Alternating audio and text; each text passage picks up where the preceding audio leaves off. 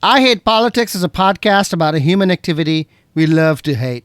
I am Sunil Dasgupta. Schools reopen in less than a month, and at no point in living memory have we faced a teacher shortage this deep and this wide. Not only teachers, but para-educators, counselors, substitute teachers, and of course, bus drivers. Florida is allowing military veterans with no teaching experience into classrooms. Other states are trying equally desperate measures. In Maryland, emergency teacher certification periods have been extended, and the State Board of Education is offering $17,000 to national board certified teachers who teach in designated schools. But mostly, the news is about cancellations of elective classes and increases in class size. Montgomery County is 250 or so teachers short, Prince George's County 400, and Baltimore City is belatedly reporting 800 teachers short. I talked with Cheryl Bost, the president of Maryland State Education Association, about teacher recruitment and retention and what steps are being taken. And I also talked to MCPS instructional specialist Miriam Plutinsky about her new book, Teach More, Hover Less, which offers an approach that could allow teachers to be more effective in the circumstances.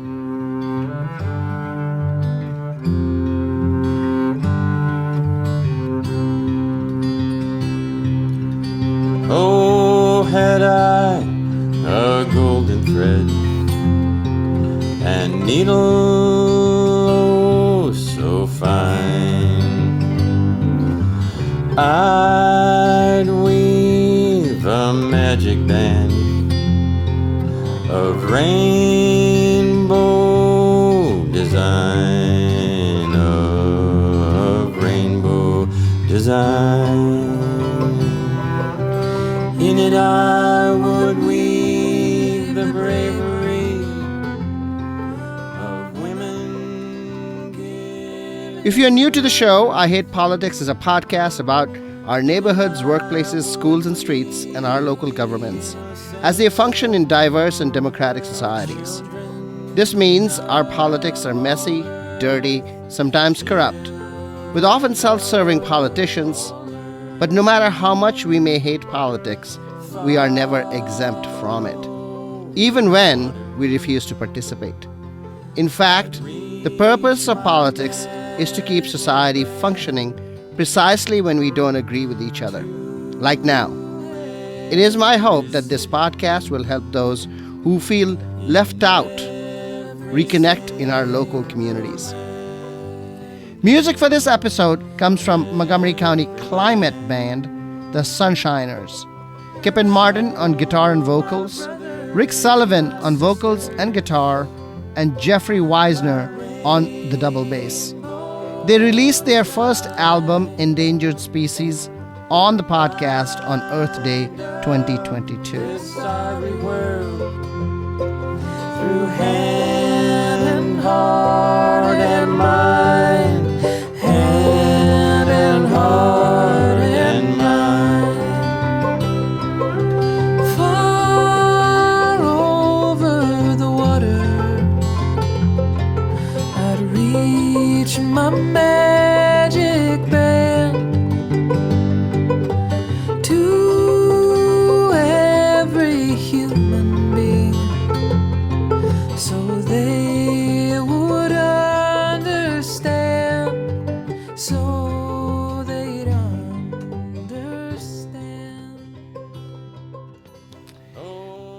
Last week, I had said that by the time the episode is out, Montgomery County should have a new county executive. 7 days later, the race is still undecided, with the margin between incumbent Mark Elrich and challenger David Blair seesawing. A recount is all but guaranteed at this point and won't have to be paid for by the candidates if the difference continues to remain below 0.25%. In 2018, when Elrich and Blair squared off the first time, Blair lost by 77 votes, the margin narrowed because of a recount. Blair had paid for a partial recount at that time. The delay in the results has implications for finally who becomes county executive, of course, but also raises questions about whether Montgomery County is really so evenly divided between the Elrich and the Blair perspectives. Or is it the case that this even divide exists mainly for the Democratic Party members who are committed enough to vote in the primary? In a county where 3 out of 4 registered voters are Democrats, does the absence of over 300,000 Democratic voters participating in the primary elections matter? Worth keeping in mind that primary elections determine who wins county positions and not the general elections. The second set of questions that emerge is what's going on in Montgomery County's Board of Elections that things are taking this long. We will follow up on this issue next week. A handful of Montgomery County leaders have written to companies in abortion-banning states, such as Tesla in Texas, arguing that they relocate to Montgomery County, which will protect reproductive health services. No response yet from the companies themselves, but it is an interesting proposition to try to sell a value rather than the usual tax breaks to attract businesses. You can't live in the Washington, D.C. region without recognizing Juan Soto's departure from the Washington Nationals, crushing the hopes and dreams of many young and older fans. Thomas Boswell, writing in the Washington Post, which still does a good job of covering the Nats, posited that Steven Strasburg's decision to undergo surgery to try to fix a shoulder and neck injury led to the pitching crew unraveling. Max Scherzer left, and eventually Trea Turner, and finally Juan Soto left. Somebody of Soto's talent was not going to stick around for a full team rebuild, which is what needs to happen now. The economics and psychology of sports teams and fan loyalty is a fascinating thing, really. People in the Washington region can attach their love to other teams. Certainly in Maryland, the Baltimore Orioles offer an object of love and fandom. But for Washington, D.C. and its close suburbs, who are they going to root for? Carlos Losada, Washington Post book critic, tweeted about how he was going to have a difficult time explaining Soto's departure to his 9-year-old. There isn't an option here, really, and sports leagues obviously organize themselves territorially to give themselves big captive audiences. Just because the team is dissolved doesn't mean that ticket prices will go down, or going to the national games will cost less than almost $300 for a family of 4 as it does now. It will be a few years before the team returns, but the fans, I think, will continue to fill the stadium. I'll be back with Cheryl Bost, president of Maryland State Education Association, to talk about teacher retention and recruitment. And if you do, you will hear their voices calling across the years. They're calling across the ocean. Yeah, they're calling across the land. And they will till we all come to understand. None of us are free. None of us are free. None of us are free if one of us is chained. None of us are free. There are people still in darkness. Yeah, they just can't see the light. If you don't say it's wrong, then that says it's right. Cheryl Bost, welcome to I Hate Politics. Thank you. I hate that the summer's ending so quickly. At least you don't hate politics. which is what I get a lot of. The summer, we have heard a lot about teacher shortage in Maryland. Can you give us a sense of the depth and the breadth of the problem? I've been in education for a little over 30 years, and this is the worst that I've really seen it. It's in every job category, whether it's our bus drivers, our secretaries, cafeteria workers, teachers, counselors, administrators. It's every job category. And just recently, the state board did an in-depth report on the teacher shortages. And we are, I think, around 5,000 teachers short as we're entering into this school year. So 5,000 out of what? I mean, 5,000 out of, if it's, 5 million is different. If 5,000 out of. I'd have to look up those numbers, but what we're seeing is, for example, in the superintendent of Dorchester County spoke at the state board meeting. And just in his perspective, Dorchester County is a small Eastern Shore district. They usually would go into a year with 6 vacancies. He's short 46. So you scale that up to a Prince George's County.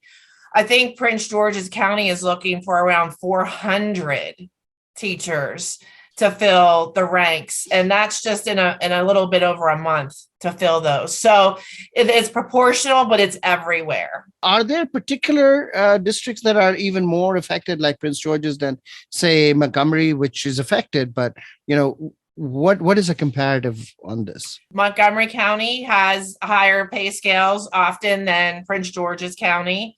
Or Frederick or Anne Arundel. So you see these areas that set up competition for the educator workforce. And we used to have a pretty big pipeline coming out of mostly Pennsylvania and some of our northern states that used to feed our pipeline, because we're import about 68% of our educators. So our schools our higher education are not producing enough. And you'll see where those trends start to fall too. So for example, Frostburg State University does have a high education program. So Western Maryland doesn't have as many of those vacancies often.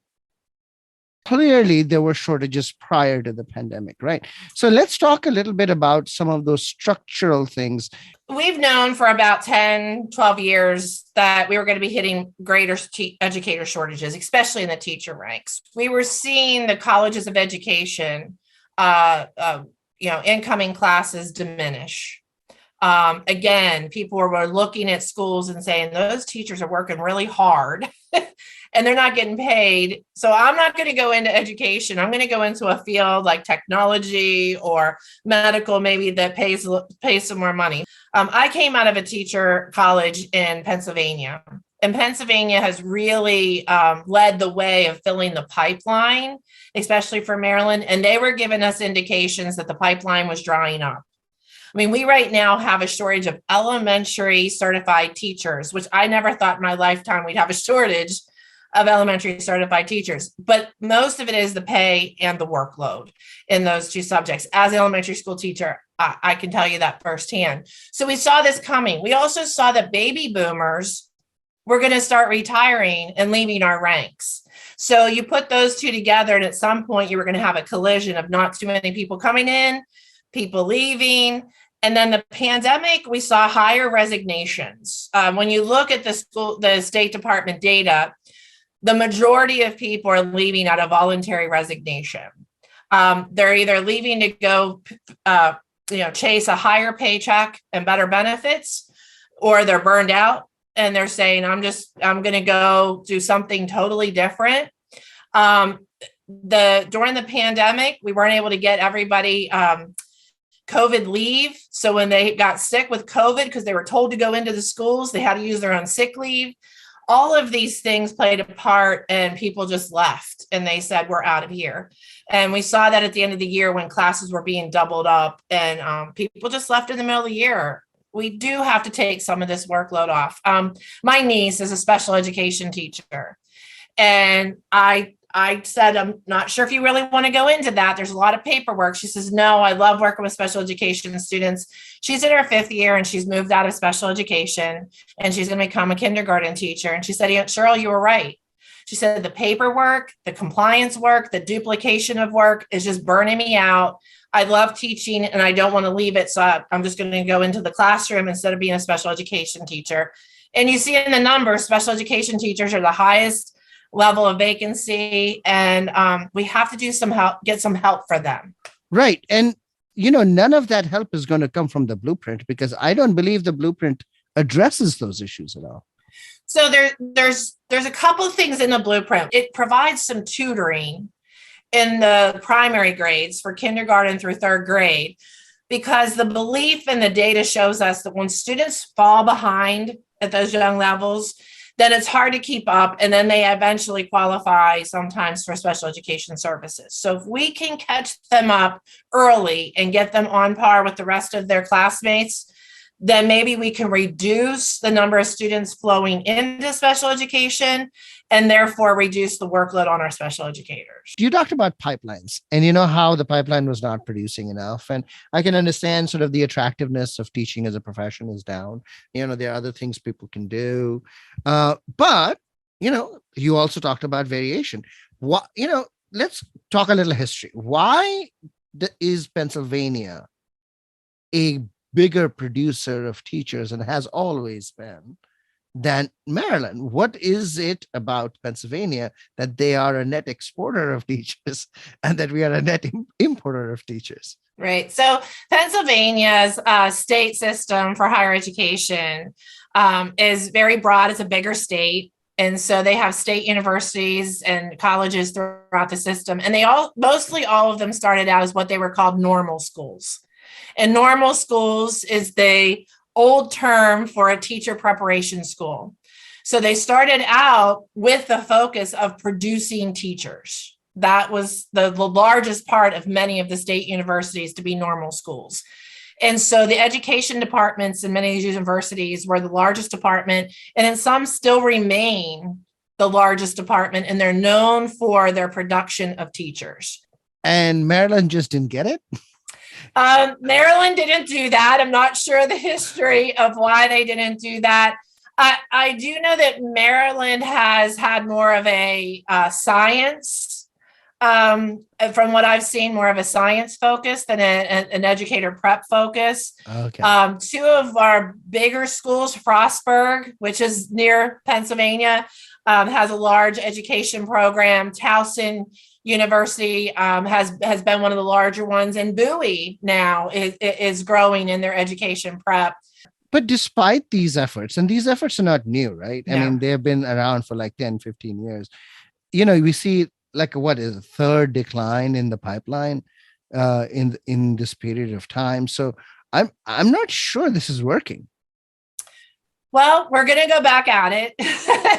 I know, again, the salary increases to have starting salaries at $60,000. If this is done and we do this, this will make us the most competitive in the country.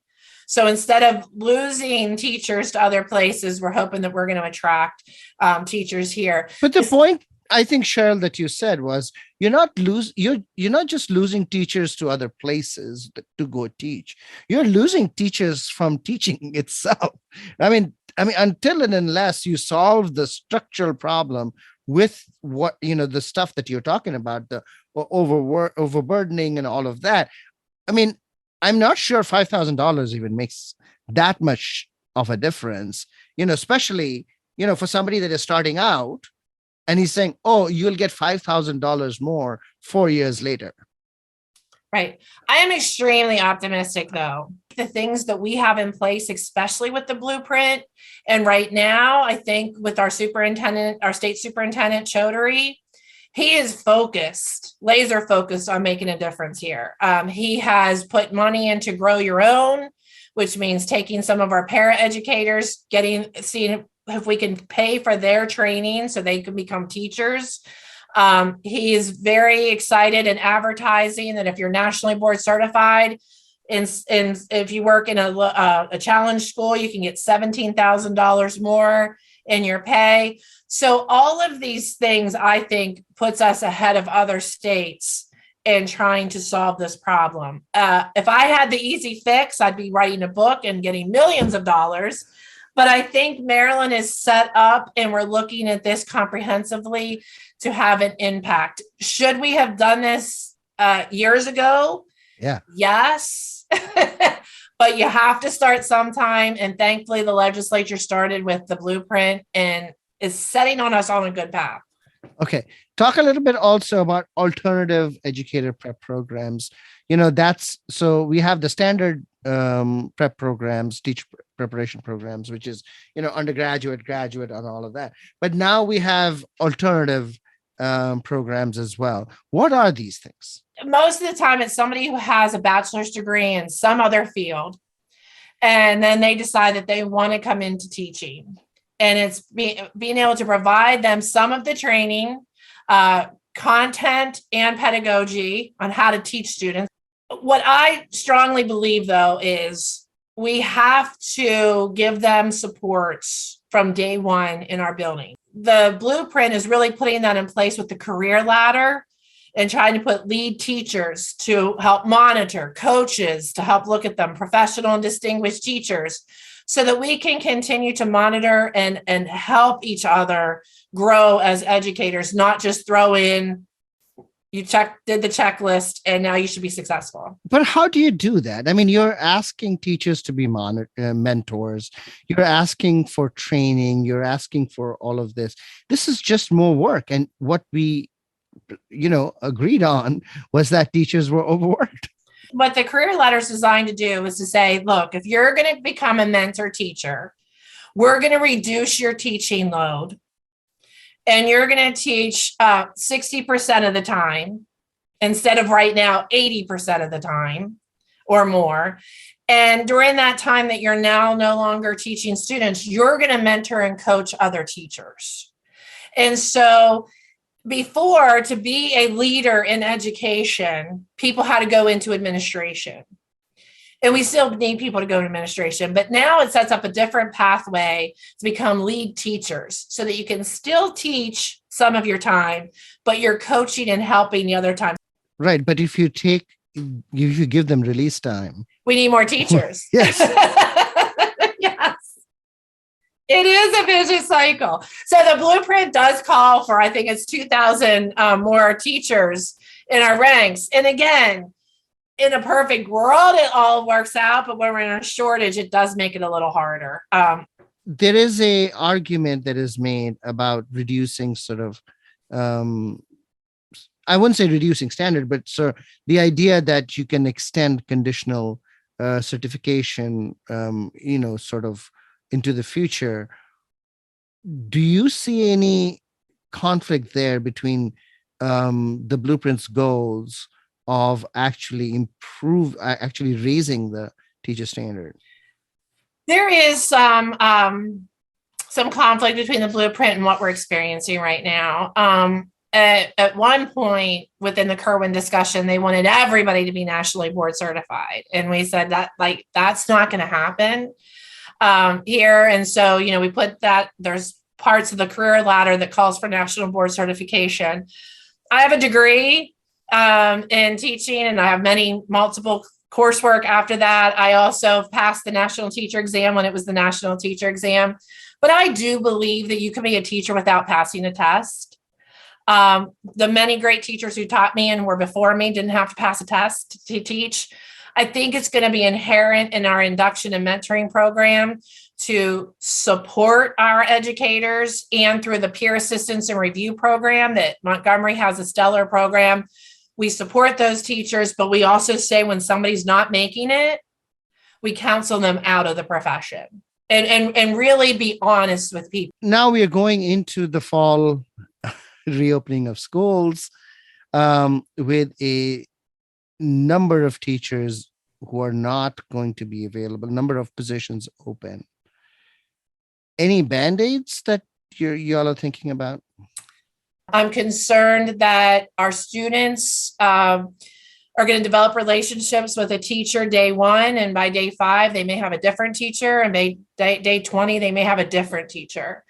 And that does not help with the relationship building that often leads to academic success.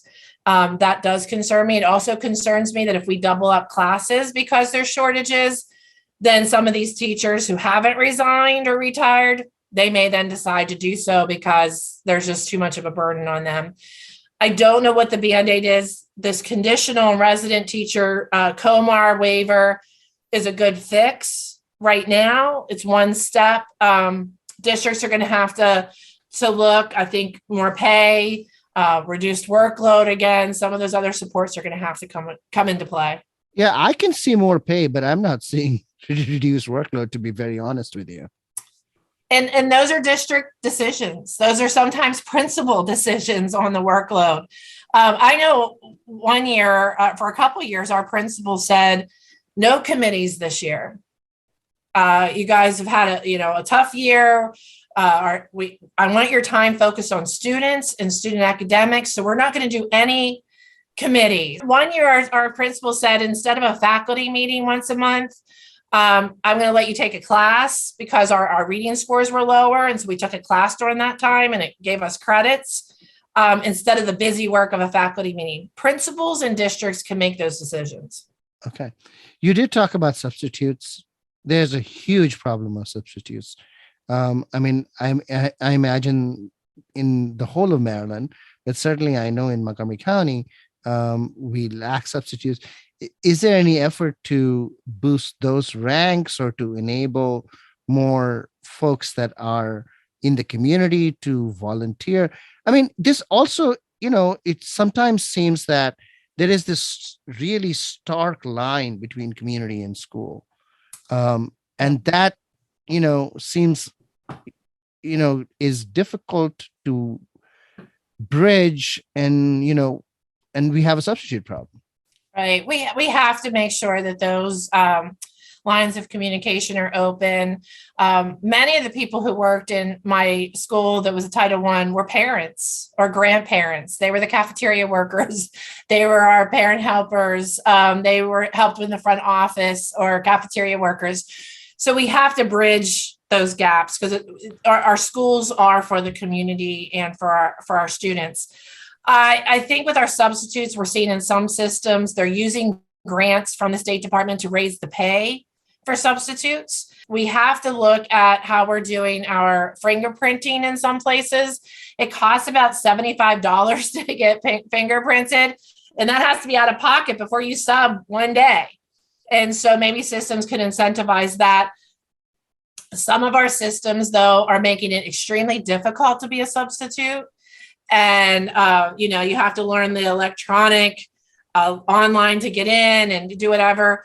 I know in Pennsylvania, some of the schools have permanent substitutes that they hire and they're in that building for any time someone's out. That way, that person has a relationship with kids, their relationships with the staff. So I would encourage more of our schools to do that, to hire them full time as substitutes. Cheryl Bose, thank you for coming on I Hate Politics. I hope you'll come back as we learn more on how to deal with the teacher shortage in particular. Thank you for having me. I'm always willing to talk education. Yes, my daddy was a miner. I'm gonna be a sunshiner. My granddaddy was a miner. I'm gonna be a sunshiner. Ever since they closed the mine, ain't too much to do with your time. Except wash your clothes in the creek and fold the flannel till the gal come along with that solar panel. That was Cheryl Bose, President of Maryland State Education Association. I'll be back with MCPS instructional specialist Miriam Plutinsky to talk about her new book, teach more, hover less. I'm gonna be a sunshiner. Oh, she dug a big hole, told me it was normal. She said something about geothermal. She gave me a hard hat, said make yourself useful. And soon this old town will be carbon neutral. Yes, my daddy was a miner. I'm gonna be a sunshiner. My granddaddy was a miner. Miriam Plutinsky, welcome to I Hate Politics. Thank you for having me. It's great to be here. You wrote a book, Teach More, Hover Less. What is the problem you're trying to solve with this book? The problem that I'm trying to solve is one that has always existed, but that became exacerbated in 2020 with schools everywhere when we left buildings and went on Zoom for a period of time.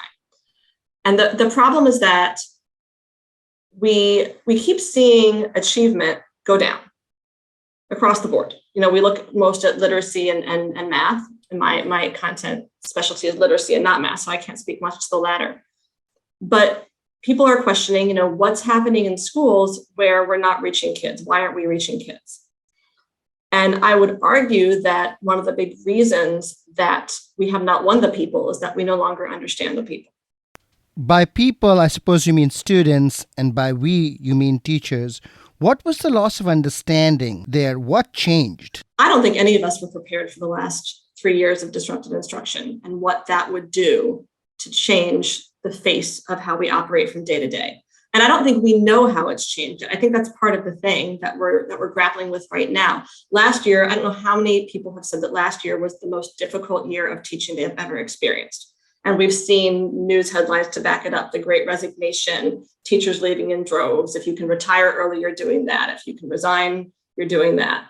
And I'm not saying that everybody had that experience, but one thing I kept hearing was the kids are different and we're trying to figure out how. Yeah, so how? The first thing was a developmental difference in a child who left. For example, I have a kid in this position. I have a kid who left school physically in the 4th grade and returned in the 6th. So if you think about the difference between an elementary school student and a middle school student who missed a period in a building, even if you're discounting, if you're not thinking about yet possible trauma, what was going on at home, all the things you can't compute for, what's happened to the maturity, the academic maturity and the social maturity of that student over that time period that you were not seeing them, that they were not experiencing classroom structures and academic structures that had previously been there. I heard a lot about behavior.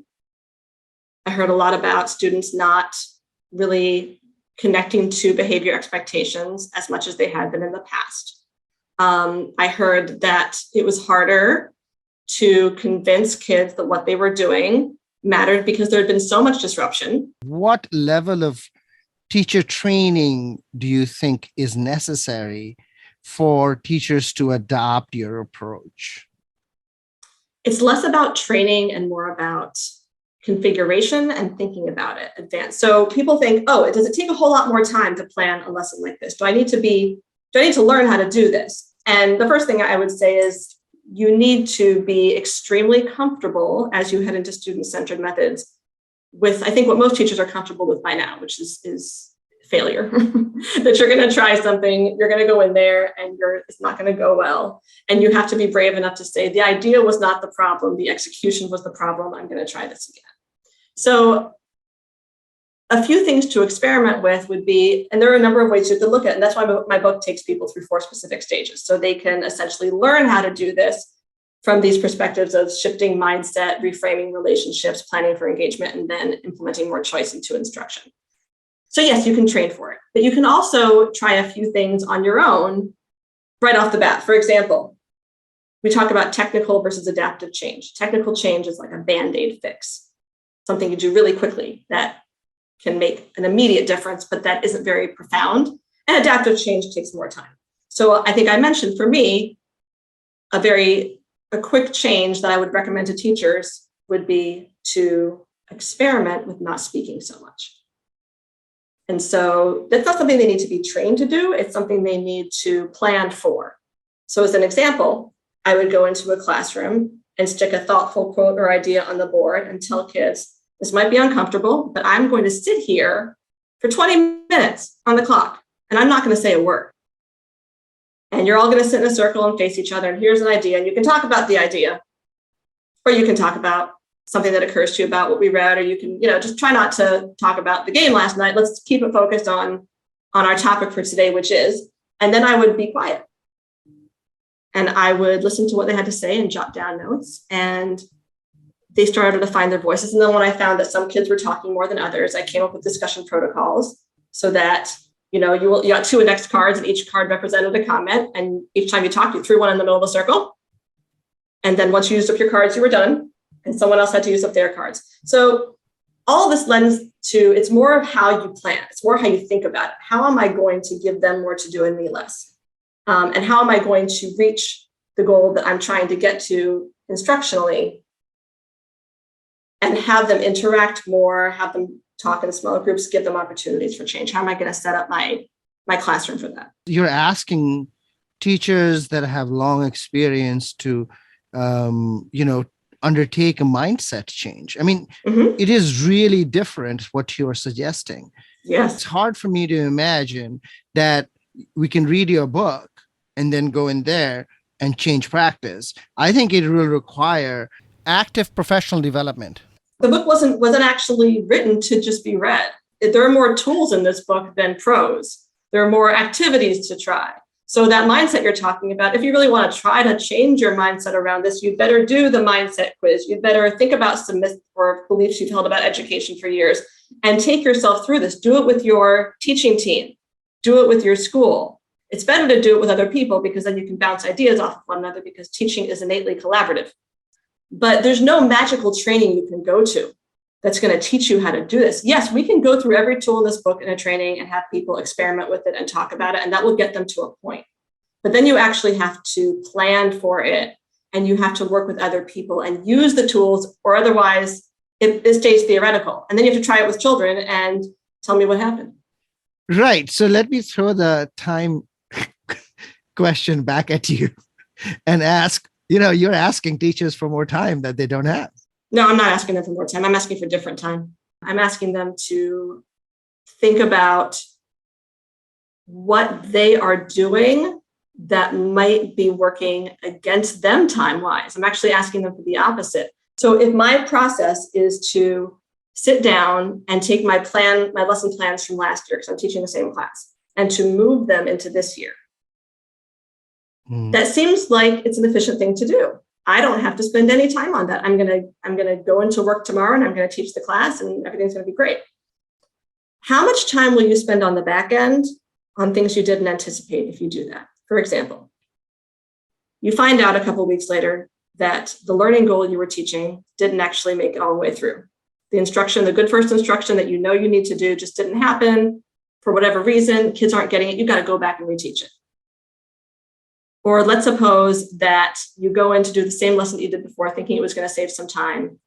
And the response you get, even in the moment, is not what you expected. How can you adjust? There's no agility to what we think of as time saving.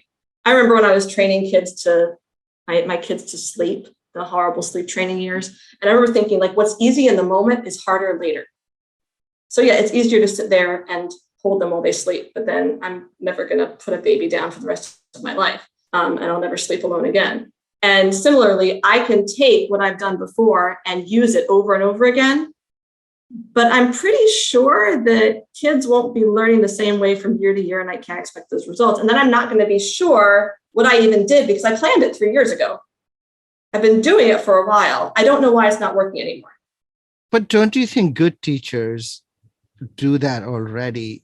Review their lesson plans, see what worked, what didn't work, change. Yes. Or do you think that the large majority is just sort of rolling over the course? I don't think they're just rolling over, but I think what they're doing is something worked really well. And so there's no reason to assume it won't work well. I just wonder how intentional we are about how we examine the results. For example, if there's a standard of instruction that we missed somehow, or something that's changed. So I think we're very analytical teachers, and I think we work really, really hard regardless. I guess my thing is, I think that when we don't account for student voice and we don't ask them what the issue is, we wind up working harder. So as an example, a group of teachers are sitting around a table and they're really, really excited because the kids have been reading a book and really responding to it in a way they don't usually respond to a book. Like they've read it. Oh my God, they're reading it. It's so great. And they're hypothesizing, why is the book so resonant? Why are they reading it more than they read any other book? And the one thing that's not happening in that conversation is asking the kids why they read it. That's a student-centered learning move. It doesn't require a change in your planning process. It requires that you ask questions, listen to the answers, and then go from there. Do you think your approach requires some degree of reimagining the classroom, not just in the ways that you described, but how we constitute our classroom, how we constitute the day, in the classroom? Classrooms have changed, and so this is more of a response to that reality. The idea of a teacher who has a classroom to him or herself all day long is not really the way that it works in public schools everywhere. They're floating into and out of spaces, often on carts, often with materials. And so when you walk into a space is what you get. If you're reliant on the space being a certain way, if you're not flexible about what it looks like physically, then you're gonna have some disruptions to instruction. So one thing, a really good advantage of just thinking about how we use space is how we bring kids into it. So what I'm envisioning is that on different days, a classroom is used for different things. And we bring students into that. So if we want to have a whole group conversation and we want everyone to be looking at one another, we do practice runs with kids. And I know my students used to do this because I had a different room for every class. Let's go in here, make a quick circle. How do we do this? It takes 2 minutes. Here we go. Circle, go. And everyone goes, including me, and we do it. Or, okay, we're going to do small groups today. We're doing the 4-desk formation. We're going to practice that. All right, here we go. 4 desks, go. They can do that too. So it's really about how, we think, oh, a different day, different class, different setup, but that's just reality. And, people also get upset because they walk into other people's classroom spaces and they feel like they can't control it because it's something that they would never pick. I don't want my desks in these rows, but I guess I have to deal with it. You don't have to deal with it. It has to be put back that way, but you can teach kids and they'll help you how to configure things in a way that's more comfortable for you and more comfortable for them and allows them to have that movement. So I think just the reality of our educational spaces is that we don't have as much control as we would like anyway. So we might as well give people some options for how they configure themselves. Part of the reason why you wrote the book and are offering this approach is driven by the experience of virtual learning. How can you adapt a hoverless approach to online learning? I taught a class on Zoom to adults, but I think the methods are still work with kids. So I'll just share an approach that I had. The first thing that I'm really big on is what we call feedback on feedback, which is that at the end of a class, we get information from our students about what worked and what didn't. So for example, in virtual learning spaces, I heard a lot of, I'm tired of breakout rooms. I'm tired of being in breakout rooms with random people. I want to be with people who teach what I teach or who do what I do. And so what you do is you gather the feedback and you try to make changes based on what people are telling you that you can make. And then you also think about what you can't change based on what individuals have told you. So the next day you come to the class and you say, you said, this is what you wanted. Here's what I'm doing today that you will see as a result of your feedback. We are going to do this. We're not going to do this. Here's why. So that's the first thing. And that's automatically a student-centered approach because you're literally taking their suggestions about what they would change and you're showing them right away, the next day, the next class, what you are changing because of what they told you. So that's respect and that's trust. Another thing is figuring out how to navigate including and increasing the voice in a virtual space means finding more nonverbal methods of discourse so that all learners can share their voices. So we use methods like Padlets and Jamboards and online documents, but then also not just having people write stuff in those spaces, but then using it again to inform what you do next. All right, so here we have a Jamboard full of ideas. Let's all focus on the top 3 that we see that are resonating for whatever reason. And here's what we're going to do about them by next class. And then people come back and they're expected to give you something, to share something, to do something that you've made clear. So you can do it. It just takes a lot more listening. And that's in some ways why some people said that virtual teaching made them better teachers, because they were forced to listen to things and to see things in ways they had not before. Miriam Plotensky, thank you for coming on Ahead Politics. Good luck in the new school year. Thanks. Got me a job and there ain't none finer. Going round being a sunshiner. Yes, my daddy was a miner. I'm gonna be a sunshiner. My granddaddy was a miner. What lessons can we draw from my conversation with MCPS instructional specialist Miriam Plotensky and Maryland State Education Association President Cheryl Bost? First, some numbers. Maryland has a total of 60,000 public school teachers, so the 5,000 shortage number is just under 10%. The variation, however, is significant between the state's 25 school districts. Baltimore, Prince George, Eastern Shore counties, Charles have the biggest shortages.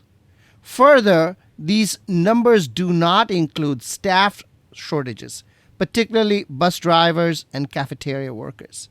In Montgomery County, for example, the latest number for teacher shortage is 270, which is about 2%. But the total staff shortage is closer to 800.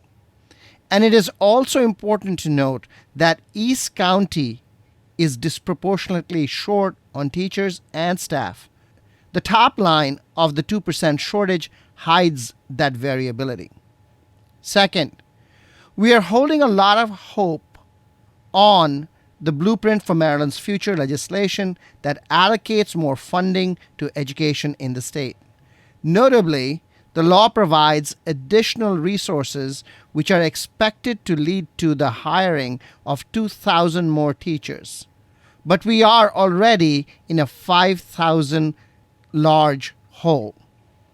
The question really isn't about wanting to hire more. Really, the issue is, where do you find the teachers? As Cheryl Bost pointed out, Maryland has long been a teacher importing state. So in fact, the state's salaries for teachers has been higher than elsewhere. School districts have to decide to increase starting salaries for teachers, and if they do get to the 60,000 mark, Maryland would become the state with the highest starting salaries for teachers in the country. But don't expect the shortage to fade away immediately. There just are not enough young or older qualified people joining teaching as a profession. Third, we talk a lot about recruitment and retention, but Miriam Plotensky highlights the importance of rethinking the practice of teaching. In her experience, teachers may be micromanaging their classrooms and becoming less effective. Plotensky's book is a deep critique of traditional pedagogy where teachers spin wheels by trying to do too much. At a time when there has been a long period of education disruption, which includes teacher shortages and virtual learning, she offers a way out by stepping back, being quieter in the classroom, and allowing students to lead their learning. Plotensky recognizes that her ideas require a mindset change, but her path to that change lies in the adoption of tools and methods she offers in her book. It's a chicken and egg problem, really. Why would teachers adopt these tools without undergoing a change in mindset. And if they were in the new mindset, they probably have the tools already. The culture and organizational change implicit in Plutinsky's book may very well be the hidden challenge that the blueprint legislation cannot solve.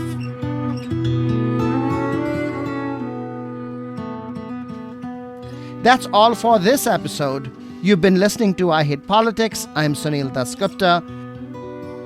Music for this episode comes from Montgomery County Climate Band, the Sunshiners. Kippen Martin on guitar and vocals, Rick Sullivan on vocals and guitar, and Jeffrey Weisner on the double bass. They released their first album, Endangered Species, on the podcast on Earth Day 2022. If you want to share your music on the show or know someone else who might want to, please email us at ihppod@gmail.com or reach out on Twitter at ihppod. I hope you'll subscribe and share the show as we bring you stories about politics close to you and to your home. See you next time. I've had all I can stand. Rivers of oil, blood and tears, darkest evil, deepest fears, ExxonMobil and their friends, this web of lies they defend. Truth, time is coming. We know it's close at hand. Our mother, she is pleading. I've had all I can stand. Their own dark warnings they would not heed. They took the money, they chose the greed. They pumped that oil into the skies. They filled our heads with their lies. Truth, time is coming. We know it's close at hand. Our mother